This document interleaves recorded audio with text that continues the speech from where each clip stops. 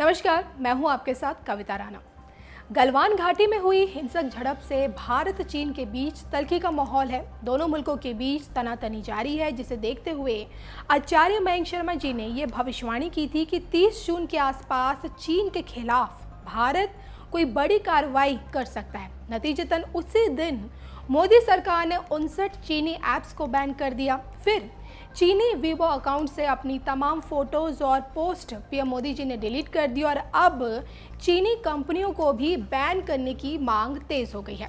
अब सवाल उठता है कि आगे क्या होने वाला है, जो कि आचार्य मयंक शर्मा जी ने कहा था कि 20 नवंबर तक दोनों मुल्कों के बीच तनाव रहेगा। और ऐसे में क्या भारत की कार्रवाइयों से बौखलाया चीन क्या कोई कदम उठाएगा? चीन को सबक सिखाने के लिए भारत सरकार की तरफ से क्या और भी कदम उठाए जाएंगे? इस पर क्या कहती है आचार्य मयंक शर्मा जी की भविष्यवाणी, आप भी देखिए। नमस्कार दर्शकों, मैं हूं ज्योतिषाचार्य मयंक शर्मा। हमारे यूट्यूब चैनल धर्म ज्ञान में आप सभी का बहुत बहुत स्वागत है। दर्शकों, आज हम चर्चा करने जा रहे हैं चाइना और भारत की आने वाली परिस्थिति को लेकर। ये जो 5 जुलाई का चंद्र ग्रहण पड़ने जा रहा है, ये दोनों देशों पर क्या असर डालेगा? क्या इनके संबंधों में कुछ सुधार हो सकता है? क्या चाइना में कुछ सुधार आएगा, या भारत कोई बड़ा एक्शन चाइना के खिलाफ ले सकता है? जैसे कि हमने अपनी कुछ पिछली भविष्यवाणी में कहा था कि 30 जून से चाइना के बर्बादी के दिन शुरू हो रहे हैं और 20 नवंबर तक बहुत बुरा हाल इनका रहेगा। दोनों देशों के संबंध भी अच्छे नहीं रहेंगे। भारत सरकार कोई बड़ा एक्शन चीन के खिलाफ लेगी और उसी दिन से ही चाइना की जो 59 ऐप्स हैं वो भारत में बंद कर दी गई हैं। और इस पे जवाबी कार्रवाई करते समय चीन ने भी भारत के जो न्यूज़पेपर हैं, भारतीय मीडिया को पूरी तरीके से बैन कर दिया है और किसी भी तरह से वो मीडिया की कोई भी खबर वहाँ पर नहीं दिखाई जाएगी, भारतीय मीडिया की। तो दर्शकों, चीन की भविष्यवाणी हमारी ये पहली सही साबित हुई। दूसरा, हम पिछले 2 महीने से कहते आ रहे थे कि भारत कोई बड़ी डिफेंस डील करेगा, रक्षा सौदे ज़बरदस्त होंगे, वो भी रशिया के साथ भारत ने किए हैं और कंट्रीज़ के साथ भी आगे करने जा रहा है। ये भविष्यवाणी भी सही साबित हुई है। अब सवाल ये उठता है कि आखिर 5 जुलाई का जो चंद्र ग्रहण पड़ रहा है वो चाइना की कुंडली में मकर लगन, मकर राशि की कुंडली है, 12वें घर में वो ग्रहण पड़ रहा है और 6ठे भाव पर दृष्टि होगी। और भारत की कुंडली की बात करें तो वो 6ठे भाव में पड़ रहा है कर्क राशि से और 12वें घर पर दृष्टि होगी। यानी कि जिसका मतलब है कि दोनों देशों के ऊपर ये चंद्र ग्रहण का प्रभाव एक दूसरे के रिश्तों के लिए बिल्कुल शुभ नहीं रहेगा, परेशानी रहेंगी, युद्ध जैसे हालात बनते हुए नजर आएंगे, विरोधाभास दोनों देशों में बना रहेगा, एक दूसरे के प्रति कड़ी प्रतिक्रिया देखने को मिलेगी, बयानबाजी होगी, लेकिन युद्ध नहीं होगा। जी हाँ, बिल्कुल, ये भी हम कह सकते हैं दावे के साथ, क्योंकि जो ग्रह स्थिति बनी हुई है इस समय, शनि की स्थिति भारत के लिए बहुत बेहतर है और जो भारत को दशा है, चंद्रमा में शनि की दशा चल रही है जो कि 19 दिसंबर 2020 तक है। और जो हालात जो ग्रह नक्षत्र के चल रहे हैं उसके आधार पर मैं ये कह सकता हूँ कि ये समय भारत की कुंडली में किसी भी तरह से युद्ध का नहीं है, युद्ध नहीं होगा। छिटपुट घटनाएं बॉर्डर पर इस समय होंगी, पाकिस्तान, चाइना, नेपाल या किसी और बॉर्डर पर कोई तनावग्रस्त स्थितियां बन सकती हैं, लेकिन ये किसी बड़े युद्ध में तब्दील नहीं होगा। देखिए, ये जो समय है, इस समय जो ग्रह स्थिति चल रही है उसके आधार पर हम ये बताने का आज प्रयास करेंगे कि भारत सरकार आगे क्या चीन के खिलाफ कड़े कदम उठा सकती है, किस तरीके से चीन को दबा के रखा जा सकता है, चीन के ऊपर नकेल कसी जा सकती है। आखिर भारत के इस चीन विरोधी कार्य में कौन कौन से पड़ोसी मुल्क भारत के साथ हो सकते हैं या कौन कौन से देश भारत को इस समय सहयोग करेंगे।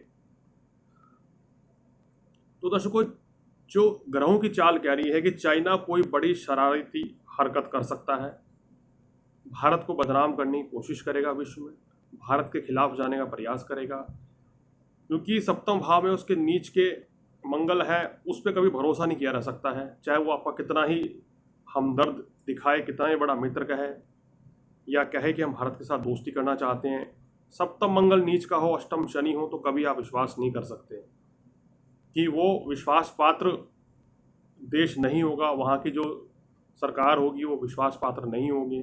जो वहाँ के राष्ट्रपति होंगे उन पर भरोसा नहीं किया जा सकता है। कुछ समय बाद वो अपनी बातों से पलट जाएंगे। तो ये तो कुछ कह रही है ग्रहों की चाल इस समय है। दूसरी बात यह कि भारत के नक्शे कदम पर चलकर अमेरिका ने भी 2 चीनी कंपनियों को बैन किया है।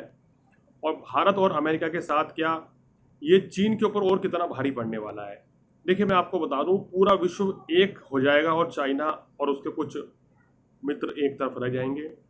विश्व के कई देशों में चाइना की ऐप्स को बैन किया जाएगा, चाइना मीडिया को बैन किया जाएगा। और ये भी हो सकता है कि कुछ देशों में कड़े प्रतिबंध लगाएं कि चाइना की कोई भी कंपनी उनके देश में कोई व्यापार नहीं कर पाएगी, व्यापार संधि भी रद्द होगी। ऐसी स्थिति यहाँ मेरे को दिखती हुई नज़र आ रही है। और चाइना पर यह ग्रहण बहुत भारी पड़ने वाला है। बड़ी आर्थिक संकट चाइना में आने वाली है। वहाँ की कंपनियाँ ये प्रयास करेंगी, सरकार को समझाने का प्रयास करेंगे कि भारत के साथ संबंध सुधारिए, अन्यथा आप बर्बाद हो जाएंगे, यहाँ का व्यापार खत्म हो जाएगा। और आप देखेंगे भारत में जो चाइना से माल आता है इस समय बहुत कम आएगा आने वाले समय में। यहाँ की जनता जो बता रही है, शनि क्योंकि जनता के कारक हैं, शनि मजबूत है, तो जनता जो है सरकार के साथ, सरकार जो अपील करेगी जनता उसको फॉलो करेगी। तो जनता जो है हिंदुस्तान की वो चाइना के प्रोडक्ट का पूरी तरीके से बहिष्कार कर देगी और चाइना की आर्थिक स्थिति की लुटिया डूब सकती है। ये कुछ आने वाला समय बता रहा है। विश्व के कई देश चाइना के प्रोडक्ट्स पर बैन करेंगे, उनकी ऐप्स पर बैन करेंगे। अपने यहाँ उनको किसी भी तरह के उद्योग नहीं लगाने देंगे। उनके साथ जो डील उन्होंने कर रखी है वो भी मेरे को रद्द होती हुई नज़र आ रही है। और अमेरिका तो कुछ कड़े और कदम उठाने जा रहा है आने वाले 1 महीने के अंदर चाइना के खिलाफ कि कुछ किसी भी तरह के सौदे को वो रद्द कर सकता है। कोई बड़ा फंड जो वो लगाने जा रहा था उसको भी रद्द करेगा।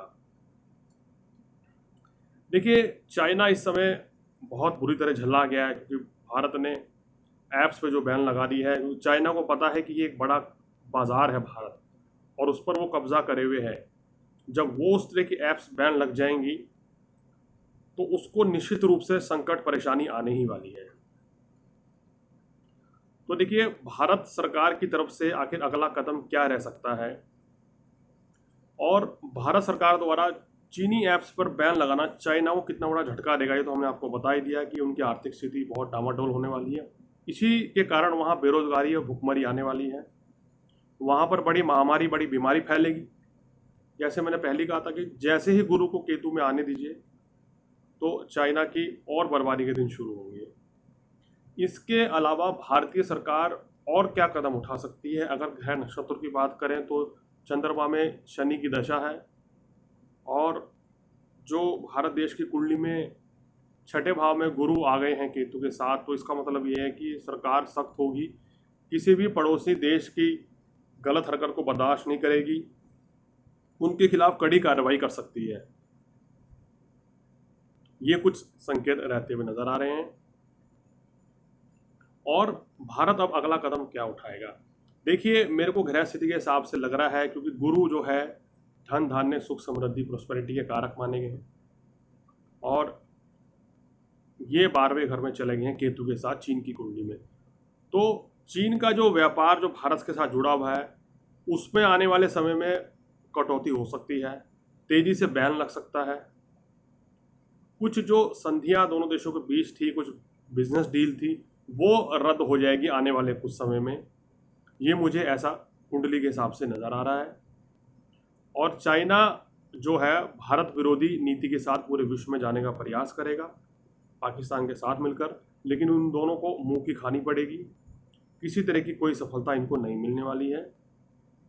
और चाइना के जो हालात हैं बद से बदतर आगे समय में होने वाले हैं और दोनों देशों के जो संबंध हैं वो भी कुछ इतने बेहतर आने वाले समय में नहीं रहने वाले हैं। तो दर्शकों, ये हमने आपको बताया कि 5 जुलाई के चंद्र ग्रहण का क्या असर पड़ने वाला है चाइना और भारत के संबंधों पर और आने वाले समय में क्या कुछ इन दोनों देशों में हालात रह सकते हैं। अगर आप भी अपने बारे में कुछ जानना चाहते हैं तो हमसे संपर्क कर सकते हैं नीचे दिए गए नंबर पर अपॉइंटमेंट लेकर। और तब तक मुझे इजाज़त दीजिए। नमस्कार।